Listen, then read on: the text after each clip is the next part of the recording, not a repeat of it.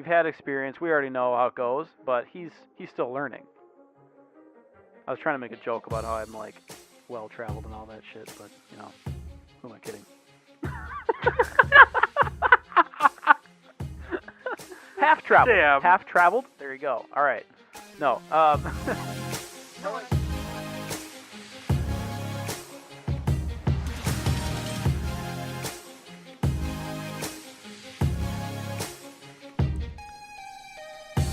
Hello, everybody. Welcome back to Anime Summit. I'm your favorite host, Som the Bomb. And it's your other favorite host because it's dynamic duo tonight. Anime Summit best boy, Nick. Zoinks! You made me use 20% of my power. From Alpha Investments. No, I audibled into Shaggy. Gotta keep up with the current memes. Shaggy memes, dude. God. Ultra Instinct Shaggy. Ultra Instinct Shaggy. It's the dynamic duo tonight because Danny got caught up in some schoolwork and busy stuff. So, but I'll tell you what, we got a new thing. We got a new thing for you tonight. Decade Spotlight. Nick, tell the people what we're giving them. So, next year is 2020. This year is 2019. And we are preparing for Anime of the Decade episode or episodes potentially that we'll be doing in 2020. And for that, we are going to be covering one anime per month from the years 2010 to all the way up till 2014, 2015 at the latest, because we've already done seasonals for everything after that. So we'll get about 2 per year up till 2014, and then 2 freebies at the end from any year. And we're starting with this one here, the Tatami Galaxy from 2010. We're just going to go chronologically, roughly, by year. And we'll do a little review of some critically acclaimed shows, popular shows. They may or may not make it on our Anime of the Decade list, but what better time to review and watch them than now, you know? Yeah, and even if we don't, tonight we're doing Tatami Galaxy, right? But even if we don't cover an anime of the decade that you think we should have, we're still gonna like publish the list that Nick made so you can see like what we've put on there that were all the ones that were considered, and then when we actually do the anime of the decade episode, you know, then we can all look at that list and shit. And that'll be in like Q1 2020. We're planning on it, hopefully. So we're planning like a year ahead. Because we have a lot of stuff like me and Sam and everybody at Anime Summit, we kind of like really got back in at the back half of like 2014, 2015.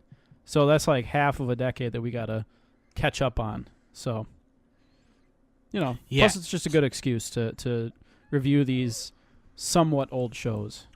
Well, also too, like, because Nick is the one who thought of it, and the idea of like doing show swaps is fun, but like the problem with that is that we were planning them too not far enough, and like we didn't have a lot of time to watch 2 shows, and that wasn't like anyone's fault. It was probably all of our faults, if anything.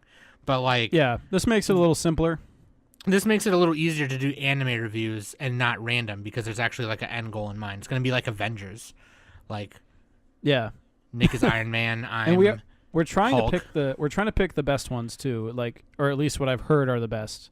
So yeah, we're not gonna like waste your time with some random harem or cute girl doing cute, thing show. Legend of the Archfiend, yeah. Yeah, okay.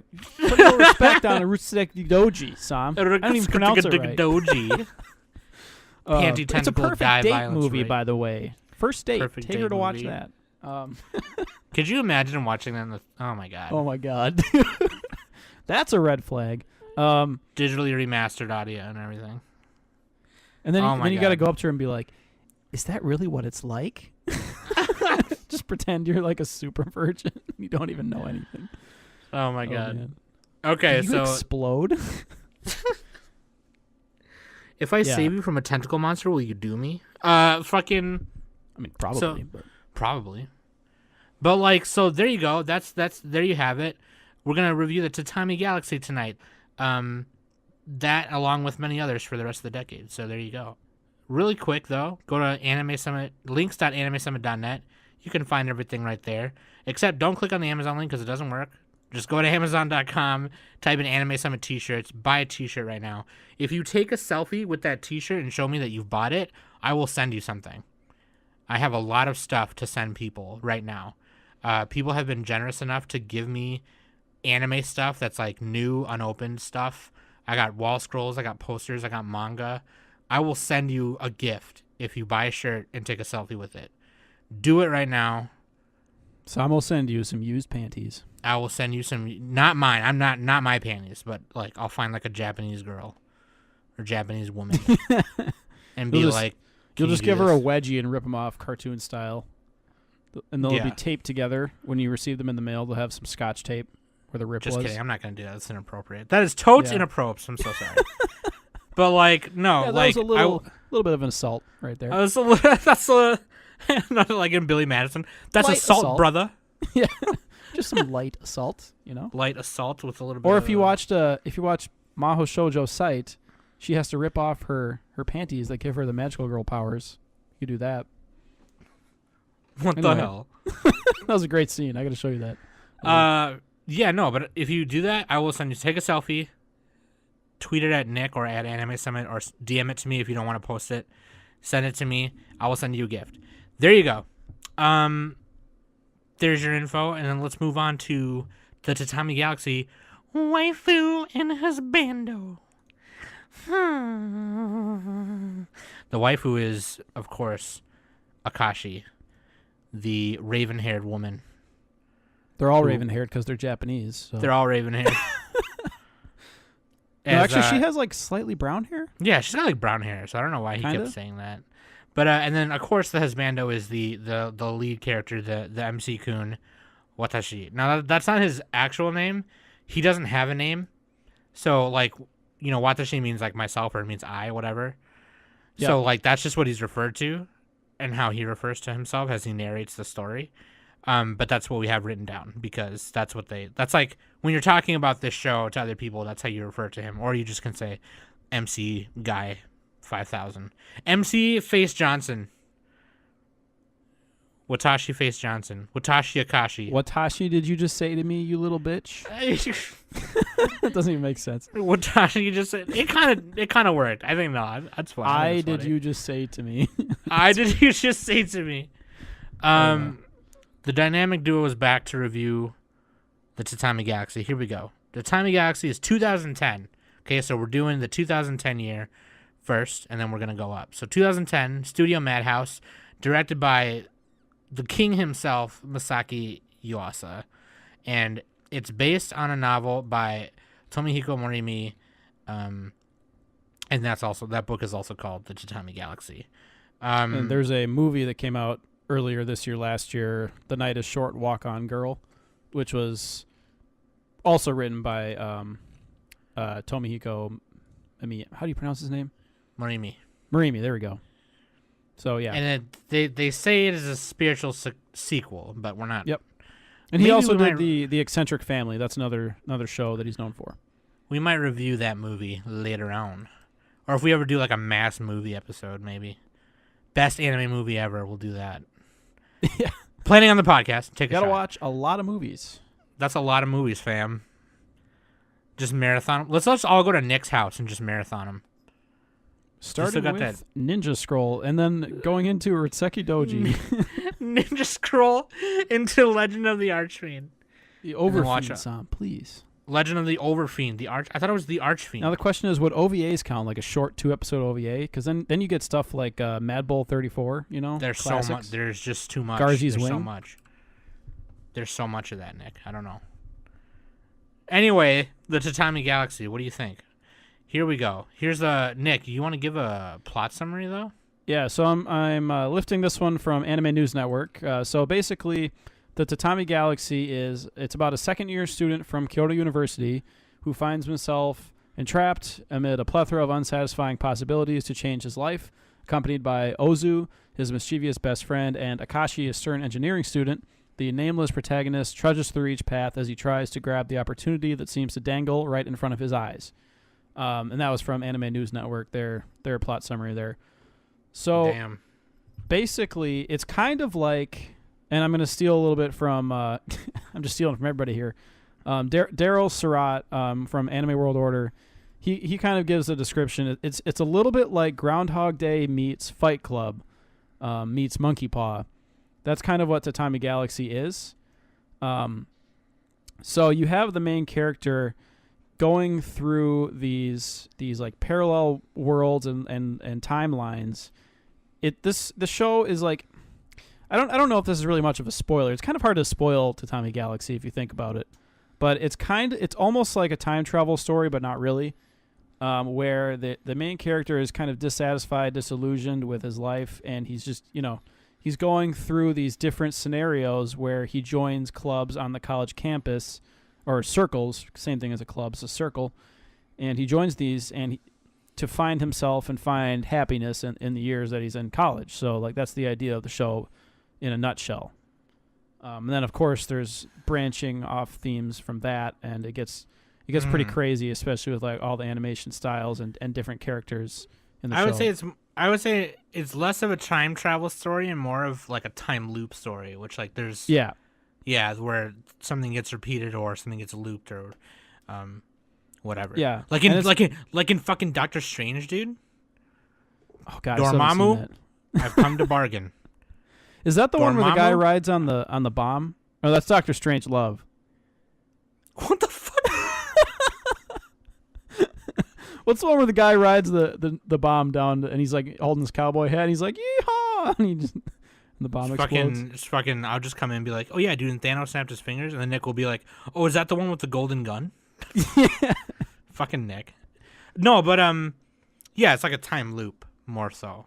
But so there you go. There's your synopsis if you haven't seen it. Let's give our scores at the. I was about to say my score. Let's just give our scores and we'll be done. We'll be done. Yeah, no, give it at the. Yeah, we'll give it at the end. Give an arbitrary number. It's fine. But I gotta say this real quick. The opening, Maigu Ino Toame no Bi soundtrack by Asian Kung Fu Generation. Okay, first of all, this band's been around since like the 90s. Okay. Yeah, they've done a lot of. Have they done like a bunch of shonen stuff? Yeah, they're indie rock and kind of like pop punk, beach punk. Beach Boys. Band. Gotcha. Beach Boy. I love it when my dad says it. He's like, "Oh, son, I like the Beach Boy." Fucking. Anyway, they've done a lot of anime. They've done Naruto apparently. Yeah. Okay, well there you go. Asian Kung Fu Generation, look them up. But anyway, I love this song. I didn't skip, and I marathoned this the past couple days, and I didn't skip the opening for like the first 5 like episodes. I was just like, nah, I can't. I fucking want to listen to it. It's so it's good. It's catchy, especially when it hits that chorus near the middle. Yeah, dude. Yeah. Oh my god. They're like traveling through the boarding house with all the tatami flats in there and all the plaid shirts hanging on the walls. Yep. Yeah, we'll have Nick put the link in the show notes when I put the show notes on YouTube. I actually like the ending more. I love how the ending. So like Nick explained earlier. The ending's by Juji Ishiwatari and Yoshinori Tsunohara. It's called Kamisama no. Is that an L or an I? Lutori. Yutori, I think. Yeah. That's the joke. I don't know if it's an L or an I. Lutery. What's it? Is his name Lito? Lida? Kamisami Lutery. Is it Ida or Lida? I better go buy me a Powerball so I can win the Lutery. Kind of is. This is why me and Nick can't just do podcasts by ourselves, because we just fuck around. No, but here's the thing, though. I really liked how the ending theme, it always starts right.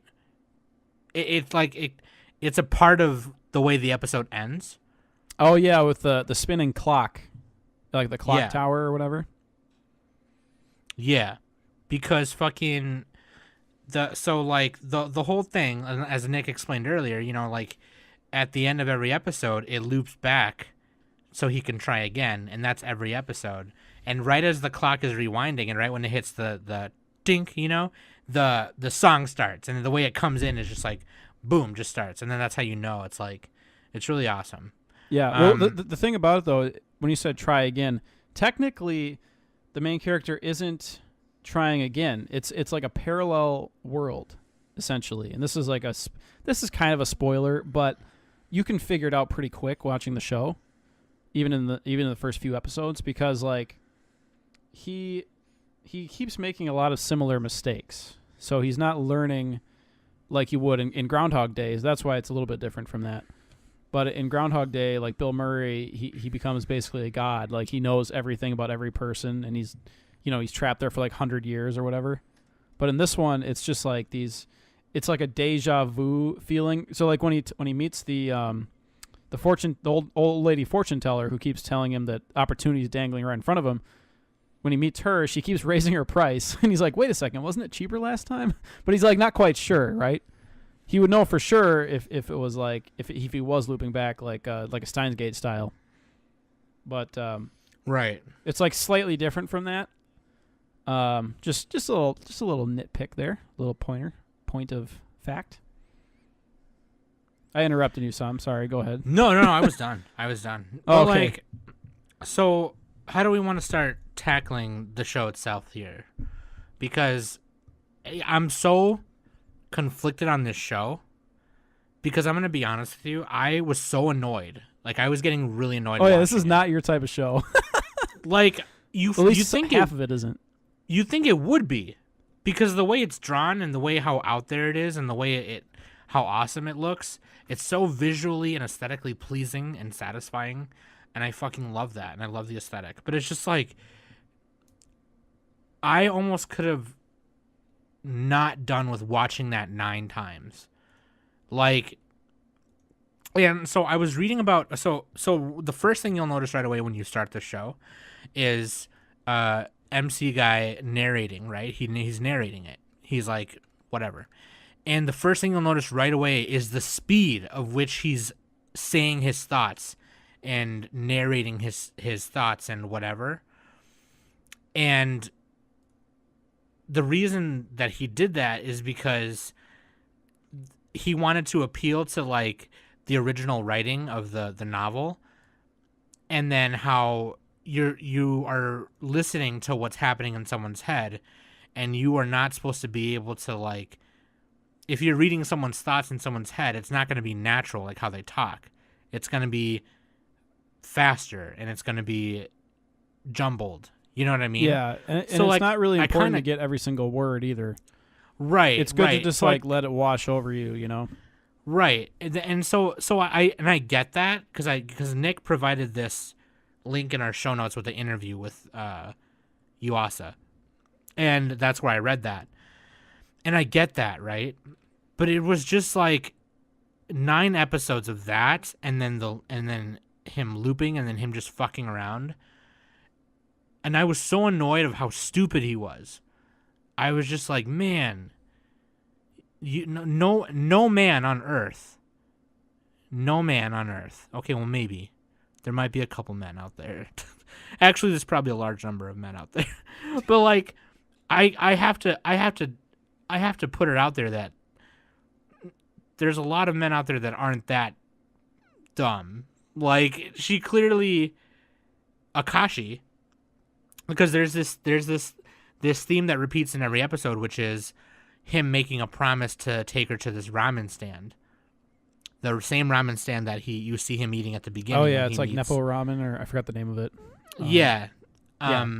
That he when he meets Higuchi, the matchmaking god, at the beginning, and at the end of every episode, he's it's like, all you got to do is reach out, dude, and grab it. All you got to do is reach out and say, hey, let's go tomorrow. Hey, let's go this weekend. And it's just like, bro, this is why you're rewinding 9 times. But it makes sense though. Like, if you've never, the thing is, he has no romantic experience, and that's what you got to understand is like he doesn't know how to start. Because you and me, obviously me, of course, I'm just kidding. But you know what I mean. Like you've had experience. We already know how it goes, but he's still learning. I was trying to make a joke about how I'm like well traveled and all that shit, but who am I kidding? Half traveled. Damn. Half traveled. There you go. All right.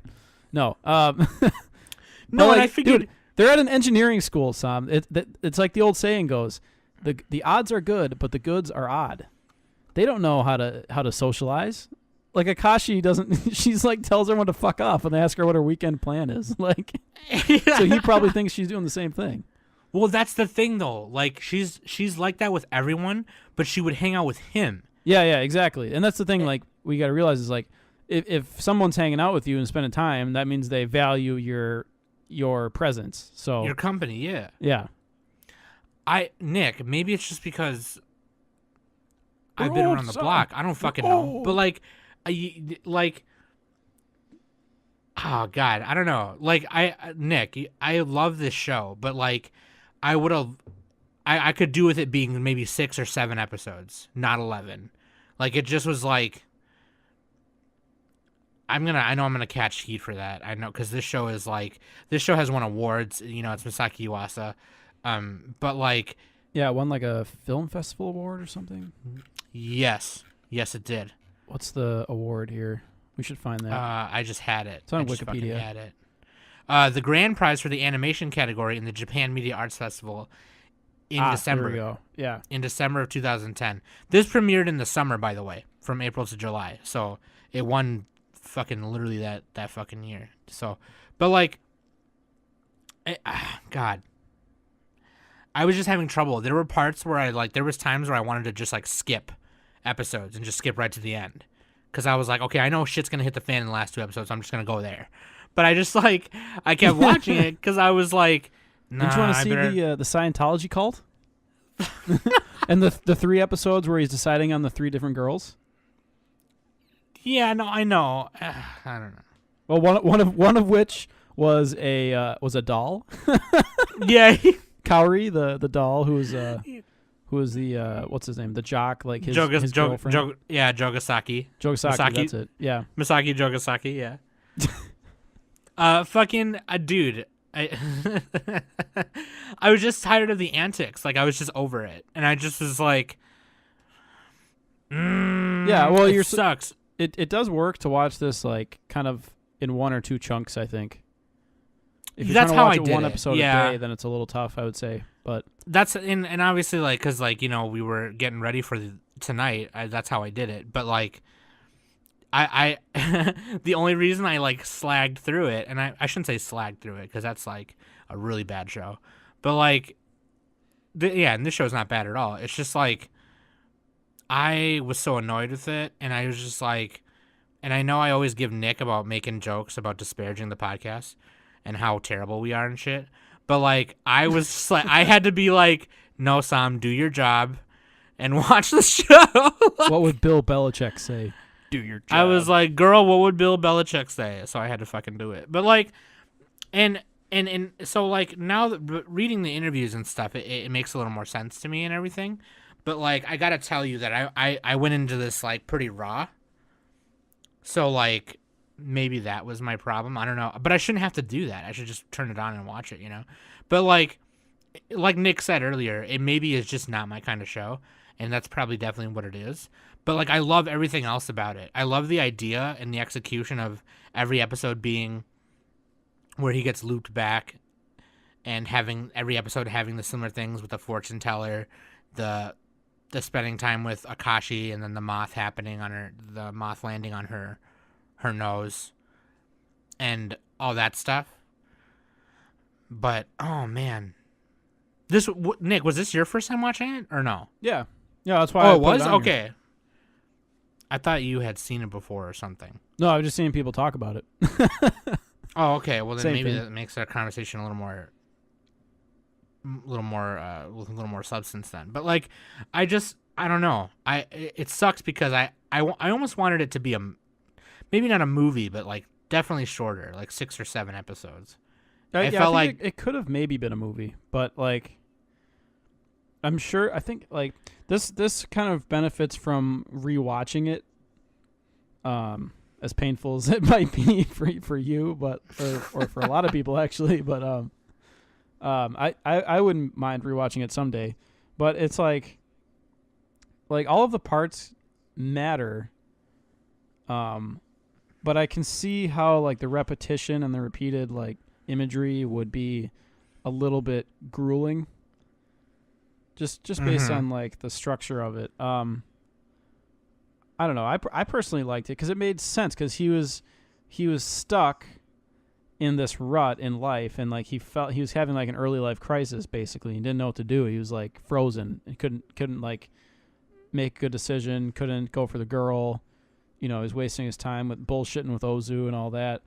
And then in the final 2 episodes, he finally, he figures it out. So yeah, like I can see how the middle part would be tough at times. But it's like the thing is like it's all worth it though. The way it wraps up and the way it starts and everything, it's like it was. I don't know. It was. My initial notes on the show sheet that you make for us every week were like, "This is annoying. I fucking hate it." Ugh. Oh yeah. But like, and obviously, like, I'm not a fucking idiot. Okay, like my mind will change if you explain it to me. As with anything, and how I treat everything. But like, it sucks because I love everything else about it. I love the premise, and I love the way it's executed. I love that. Yeah, the directing is awesome. Like you can tell it's Yuasa, because like Masaaki Yuasa doesn't let frames sit there. He's not holding these boring shots that every other show has, where you just have like the mid shot from like their midriff up and like going back and forth between their faces. He doesn't do that really. It's just like he goes from every single angle possible. Drone shot of the city, like. While they're talking. And like their bodies distort and deform when they, when they're talking to each other and like when they're drinking, it makes like little boop sounds and like there's like these. It's like gross and cute at the same time, like all of the characters. Yeah. Yep. The decision to have live action, heavily filtered live action footage as some of the backgrounds and like things like that was amazing. And you couldn't even tell half the time. Like, it was really cool. Like, it flowed with the animation and the art style very well. Yeah, it kind of reminded me of Bakemonogatari. Or a lot of parts of Monogatari. Hell yeah. Maybe we should watch that one next. But, like, hashtag playing on the podcast. Everyone take a shot. That's a recommendation on Mal. That's a recommendation on Mal. Nick reference Mal, take a shot. But, like... I just wish it was shorter. And maybe that's like the problem with me having that revelation, Nick, because I know like you would call me out on it, and like that's not a problem at all. Like, and I expect you to. But like, what does that say about my taste in anime? Like, because I was reading filthy, spoiled millennial, Sam. Yeah, they're just a little brat, you little bitch. No, but like. Reading some of the Mal reviews, especially these people, some of the people on, and I know Mal reviews are like whatever, right? You can live without them or whatever. Some of them are terrible, but like some of the things that some of the people said is like they're treating it with nuance and like they're pointing out all the nuances in the show, and it's like, man, these guys are really smart in the way they're explaining it and the way they are reviewing it. What does that say about me not liking it or not enjoying it or feeling like I had to force myself to watch it? You know what I mean? Was I really that annoyed that I was like tempted to just skip to the end? You know what I mean? It kind of like made me feel bad almost, and I know I shouldn't. Like, if I don't let people like stuff and let people don't like stuff, you know what I mean? But like, and it's Masaaki Yuasa. Well, that's the thing with it. It is a tough watch. Okay, then when you say that, it makes me feel a little better, to be honest. I mean, it is for everybody because you have to put your full attention into it. You can't just watch it on a second screen like every other show. Watch in the background like Nick does. Yeah. It kind of reminds me, I mean, obviously Monogatari, another one that like that isn't really the same, but like Technolize is another show where it's like that's a tough watch too, but it's also very good. And Grave with the Fireflies, that's another one. It's like you don't want to you're not like watching it just out of the blue for no reason. Like it is kind of you got to be focused on it. So, it's like this art, this kind of like a high art, type of show. So like you gotta be in the mood for that a little bit, Mm-hmm.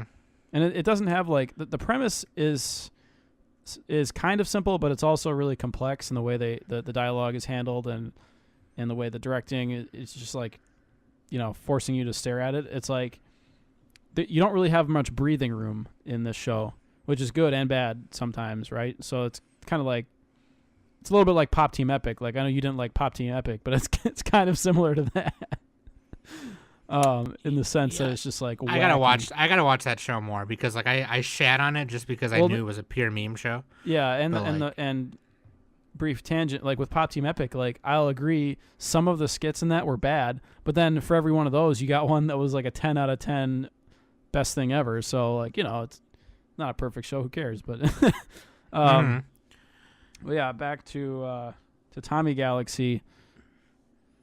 It's fine if you don't immediately love it, and it's not something that you're in the mood for right away. Like, that's just how it goes. I don't know. It's just hard to. I don't know. But reading, the other stuff that you posted here, the amount of care and details that went into it, that I feel like a lot of anime doesn't do, is what makes it perfect to launch this like spotlight series that we're doing.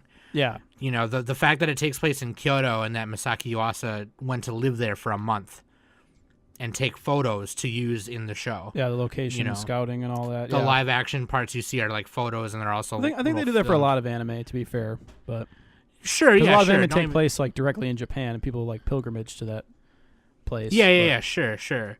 But like, I don't know. So the thing about Masaaki Yuasa, like you said earlier, is like he's an artist, and not to say that other directors and stuff aren't, but like you can tell his stuff. Like in our last episode, you talked about it, and you can tell, like, that it's his work that you're watching, and I definitely felt that when watching this. Yeah. And it sucks that it's little things that annoyed me, because now I feel like in the grand scheme of things, it was just little stuff. But I'll tell you what, though. Like, I'm still going to recommend this show to people. Well, yeah, it's like running a long race, right? Where, it kind of sucks in the middle of it, right? You're excited to start and you're excited to finish. Then the middle is like a slog where you're just like, crap. But then in the end, you feel great. You're like, wow, look what I did. You get the second I watched wind, Tatami Galaxy. This is the kind of show that for me personally, it's like I'm gonna like it the more that I think about it. And even at the time I was watching, I was like, wow, this is like amazingly directed, and the way he's putting those Mochimon dolls that Akashi dropped. Yeah, the little puppy things, the weird puppy. Or sorry, Mochigumas. This is one of the repeated motifs in the show where they take Akashi has like a small collection of these dolls, and she lost one earlier in the story, and then Watashi, or the boy, finds it, and throughout the whole series he's like trying to give it back to her and like remembering that he has to give it back and then forgetting and then not doing it.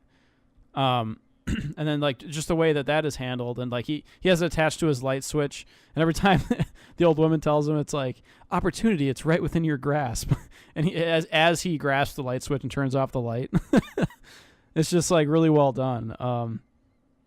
That's just like, the example that comes to mind. That I loved, because it was just like it represented so many things. Not only did it represent his opportunity to get his foot in the door with Akashi, it meant for a lot of things. It meant for the rose-colored campus life that he wanted.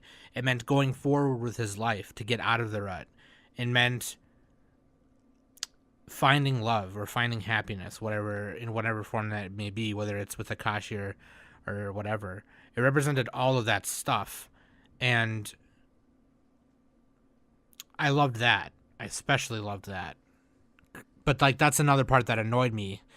Was just like where I thought he was dumb. It was like, bro, it's right there. Like, and of course I'm an outsider looking in, and he has no experience with love. So there. Yeah, of course I'm an outsider looking in. We all are when we're watching it. But like, it's kind of like you yelling at the screen you're watching a horror movie and the girl walks in the cat or the person walks in the cabin and they go hello. Why would you fucking say hello? Like, Yeah. you Don't go fucking back in dumbass. there. It's haunted. Yeah. This bitch is about to get cut right when he goes in the room. He's gonna get fucking stabbed. I told you. in the gullet. Told you. But Like, there's a certain satisfaction in like knowing the ending or knowing what's supposed to happen, right? Because then like the audience has like this clear goal in mind, and it's not just like totally ambiguous. Like you actually can figure out what's supposed to happen. but maybe that's like another factor of why I wanted to just skip to the end, because I was just like, fuck, I just want to see like him realize it. You know what I mean? Like it took too long for me. Dude, I don't know. you got to get into that fever dream, bruh. Fucking Nick, it's all about the journey. Take some psilocybin, some LSD, bro. Look, And why then didn't they just get into a floating tank like Joe Rogan? why didn't the fucking hobbits just get on the fucking griffin thing and fly over to Mordor? Fucking because Nick is the in the eye corner. would snipe them out of the air with its laser beam. All right, there you go. Laser beam. Nick is in the corner yelling at me. It's about the journey. It's about the journey. There's actually a net over the volcano that would catch the ring. So there you go. Yeah, it's just fine mesh. Yeah. Anyway, back to Tatami Galaxy. Back to Lord of the Rings: Return of the King. So the problem with that movie, that no, movie had like 5 endings, but anyway. yeah, no, but like, I don't know. And talking to you about it makes me feel a little better, to be honest. But oh man, I don't know. What do I rate this show then? I don't fucking know. What else did you love about it? Because maybe if you tell me, I can be like, yeah, that too, and maybe you know. Oh boy. I'm struggling with myself tonight. Do you Well, that's understand? the thing. Like I'm this having one, I'm having an this really issue. needs like a rewatch, though. That's the problem. But like, I just Okay, really let's like, rewatch it right now. Let's I end the really episode right now. Yeah, we'll play the opening and ending, but in reverse, just like the show. Go back in time. Yeah. I did. As a side note, I did like how they did that with. So the first 10 episodes, you had the opening and the ending in order, and then the last episode, it goes ending then opening. So because it like bookends the themes of the show, it's kind of like a palindrome almost. It's like, you know, it makes sense in like the looping nature, like the clock. You know, the beginning is the same as the end, almost not the same, but it's like the reverse Like of Memento, yeah. it. He broke the cycle basically. That kind of also represented that, like the cycle's broken. Break the loop, yeah. I don't know. I like the dialogue. I liked how it kind of felt like a poetry. I mean, it felt like a novel. Like the guy really put the effort into the dialogue. Where I can't remember the exact line, but he's talking about Ozu. But every time he did, Ozu's like the little demon boy friend. He's like, it was a like a devilish grin, and he looked like a yokai and he was a man of ill portent. And I'm like, oh, they use the word portent. I'm like, yeah, this is anime. Because most shows don't put that much effort into the dialogue, or at least the translation, something's lost in there. Right. But this one, they had like the more of a vocabulary, and it flowed better, and like the way everyone talked really fast, and I don't know. I like how the conversations flowed. That was probably my favorite part of it. Like every character had their own kind of goals, and they were going about their life. Like Higuchi, the eggplant guy, the giant chin man. He was kind of like the god of matrimony. Yeah, he's basically like this divine figure that was like kind of orchestrating a lot of this. I liked him, how he was, you know, he almost didn't care. He didn't have as much of a connection to the world as everybody else, but at the same time he was still like toying with them, and I don't know. Oh, and the other thing that you should, Sam, this is gonna make up for all of your complaints. Johnny, the sex robot guy. You know what I'm talking about? Johnny the cowboy. Johnny the Cowboy. Yeah. Whenever Watashi got whenever he got like horny or whatever, Johnny the cowboy, it would cut to like this black landscape of Johnny the cowboy, just be like, go for it, yeah, and he's like freaking out. It's just like, because that's like, it represents his libido, and he's trying to quench it down, and like the way that those scenes were handled was just really funny. Fucking weirdest looking thing. Because, like, I saw that cowboy in the opening theme, and I thought it was just, like, a random aesthetic weird thing. But then it's like... Well, it's kind of like Woody from Toy Story, but but like a bastardized, ugly version of it. It looks so fucking weird. No, dude, it's funny. Yeah, Johnny's fucking hilarious. Well, that's what you get with the Yuasa shows. You get like these trippy like mind fucks. Like the main characters usually have something in their head that's like pestering them the whole show, and it's like you get this repeated imagery. It's represented by something, that you don't think that it should be represented by. Like, yeah, it's fucking weird. There's just a lot to it. It's like really dense. That's what I liked about it. I don't have like a perfect review to give. I haven't written out like a 10-page essay on it, so I'd recommend checking out some of the reviews online. I know Bob Duh, he writes a lot of those. I think he writes for ANN now. There's a bunch of other ones too. There's like the Anime World Order. They did that. I feel like you could pick this anime for like a report in like a psych class or something. Like you definitely could. The themes of like of the college life and trying to figure out who you are and what you're trying to do, how you're trying to go forward, but explored in such a avant-garde way and presented in such an avant-garde way is something I love. Definitely. Like the way you said it, like Masaaki Yuasa, like the way he makes things, the way he chooses to represent certain things in like someone's head, or in this case, the cowboy represents his sex drive or whatever. And it kind of reminded me of that show Big Mouth on Netflix, which I fucking hate, by the way. But like, the puberty monster or whatever, he's like this big furry monster with a huge dong. Anyway. Oh, yeah. Well, I know Yuasa, he's like worked on other shows too. He did an episode of Adventure Time. He did some Space Dandy episodes. He's helped out with a lot of stuff. Like you can instantly tell when he's done something because it looks kind of like, it all kind of looks like Yuasa. It's like wibbly wobbly, but he did an episode of Adventure Time. Yeah. I don't know which one, but I haven't seen all that show. I have to watch that. I'll find it. It's on Hulu. I mean, the second you watch it, you'll know. But yeah. But I think it was Adventure Time. It was one of those. I'm gonna go ahead and say that some of my mind on some of the things was definitely talking about it out loud instead of just writing like my thoughts, my fresh thoughts on the show sheet. I feel a little different. But like, I still wish it was shorter. I still think it could be shorter with the way it's handled, with like the way they execute everything. I think it needs to be in a series, though. I think it needs to be in episodes, so you can have that ending thing at the end where, you can have the repetitiveness, because that repetitiveness needs to be in there. Yeah. But, like, I still feel like it was, like, 3 or 4 episodes too long.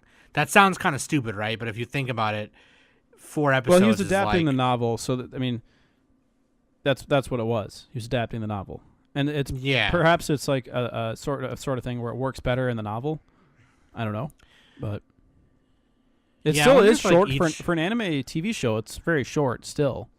Yeah, it's only 11 episodes. Yeah, short. Yeah, most of them are like 13 to 26 or whatever. So, right. Yeah, it's only 11 episodes. But even then, it's just like I don't know. But I love everything else about it. I think it's a great show. I think it's a perfect show to kick off this series, and I think it's a really great work by Masaaki Yuasa. And I'm curious to how the novel carries it. I don't know if you can find that in English, but I'm not also big on reading. I've only read 5 books in my life. But like, don't say that, Sam. You got to add a couple of zeros to the end to make yourself seem smart. You got to pump those numbers up. Pump those numbers up, rookie. But yeah, I think the directing alone just makes it like makes it a top tier show. I think even like the style, the aesthetic and the directing, the aesthetics style alone, yeah. And then you add in the great dialogue, and then the funny characters, and it's pretty good premise and everything, and it's really good. But yeah, Mhm. it is tough to get through at times, especially if you're not in the mood for it. But it's a fever dream. You just gotta fucking grit your teeth and go. Okay, so here's what I'm gonna say. I think everyone should watch the show, and I think you should get through it. Out of all the bitching I've done this whole entire recording, if I can get through it, you can get through it, and I think it's a nice way to get into Masaaki Yuasa's work.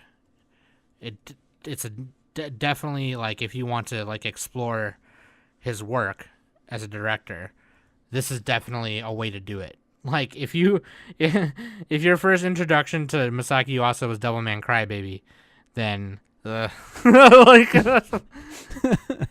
well, and that's what I said. Like Devilman Crybaby isn't as good as his other works, and it's still one of the best shows of that year. Because you would agree with me, right? Where Crybaby, despite having a top tier soundtrack, wasn't as like perfectly like meticulously crafted as this one. Yes, and it's not even that close. Would agree. Yeah, I would agree. Yeah, and that's the crazy thing. Like Yuasa, and it's once we get to 2014, we'll probably cover Ping Pong the Animation. That's another one of Yuasa's shows, and you'll see a lot of similar themes there, and that's why it's like when if you've only seen Devilman Crybaby and you're like, wow, this is perfection, it's amazing, and then you watch the other stuff, you're like, wait, that was nothing. No, for real. Cool. Yeah. Ping pong. Dude, oh, yeah, Nick will love Ping Pong, by the way. Nick is gonna make us watch that because he brings it up every episode. Take a shot. That is a Ping Pong the godlike Animation. show. Oh my god, Ping Pong is like Tatami Galaxy but less dense. So you're able to like absorb it easier, but it's also still very dense, and it's not really about a sport. It doesn't teach you how to play ping pong. It doesn't fucking matter because Japanese figured out how to do sports shows. It's like it's not about how to play the sport. It's about the story, and following everybody. So right. Anyway, we'll save that for the ping pong episode. Jeez, getting off track there, Nick. So I'm gonna give my score right now. Okay. Smokey, what do you give it? Never mind. Don't talk to me. You're a fucking asshole. So how should we do scores? Like, because I'm starting to not like the number, like the Mal number system, just because everyone thinks like a 7 means something different. Like so half the people think a 7 means a 5, or they think it means like a fail. So you're thinking we should go to the Nabisco scale? I think we should do letter grades. I give it a straight up B well, like A-. letter grade like on a curve too, so it's harder to get an A or an F, for example. Like okay, most shows are going to be a C. Like most of the stuff that comes out in a season is going to be a C. Then B. I give it a B. Okay.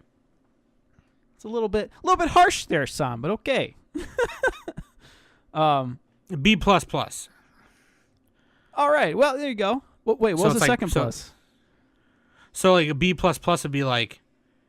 Oh no, you're supposed to go into the Simpsons reference. 0.75. You're supposed to be like, sorry. Oh, that was a smudge of jam. Smudge of jam. Yeah. My bad. I haven't watched The Simpsons in a long time. I give it a B+. I will give it an A. Solid A. I don't know what is A, like that's equivalent to like a 9 or a 10, 9.5. A+ would be like a 10, right? Yeah, so I'm going to give it like a solid A, so like a 9.5. Just cuz like I think I have to let it resonate. It's hard for me to give something a 10 instantly. A- would be like a 9 and B+. Give or take. Yeah. Actually, if I go to my Mal page, I actually wrote it down. Hold on, let me find it. Oh yeah, in your profile you did write it down. Oh, yeah. I did it first. I think I deleted it. I changed it to tiers. No, it's like on your profile. Oh, I changed it to tiers. Oh, S tier. Anyway. Well, that's the same thing. Letter grade's an S tier, yeah. Yeah, tier. So anyway. S would be... I'll give it top tier, basically. Top tier. Whatever that means. So S. If you go into like fighting games, it's Meta Knight. It's Meta Knight. That's the only one I know. Okay. I think that's a fair score. I think your score is a little more fair than mine, probably. Oh no, it's your preference. You can do whatever you want. Yeah, fuck you then. I'm just being. Say what I want. I'm just being like, Sam, why don't you give it the exact number that I gave? You're gonna rate everything the same as I rate it, or you're fired. It's not in the contract. Go fuck yourself. But like, no, for real. I give it a B plus. Nick gives it a A, solid A. Right, or an A plus? A or solid A? A yeah, plus? A. A. I'm gonna give it shout triple A, like I called this morning. Shout out to Young Trey V. Oh, you had to call it. Yeah. They're like, Shout out it to could Young take Trey us V. up to 2 days to get there. I'm like, oh shit. Yeah, fucking. Shout out to Polar Vortex. So the Tatami Galaxy, okay, Masaaki Yuasa, 2010, the kickoff to our winding down and our build up to the decade review that we're gonna do. Danny did watch the show. We'll probably get her thoughts at the decade review or in another episode when we're doing another decade spotlight. If you want to know her thoughts on it, but I do recommend everyone watch this show. I was sipping Haterade because I was getting annoyed. Well, I should have watched it in 3 chunks instead of 2 chunks. Maybe that's my issue, but I'll admit that I can admit when I sip on Haterade, I like the blue kind and the red kind. But I highly recommend. I think it's a great show. Oh yeah. Show. Yep. It's gonna be tough to beat this one, but we're gonna try. We're gonna try. We're gonna try. It's not really about beating it. It's just about getting shows that are all like good and worth watching, right? Like, you know. Yeah, you don't always want to watch one show. You want to watch different stuff.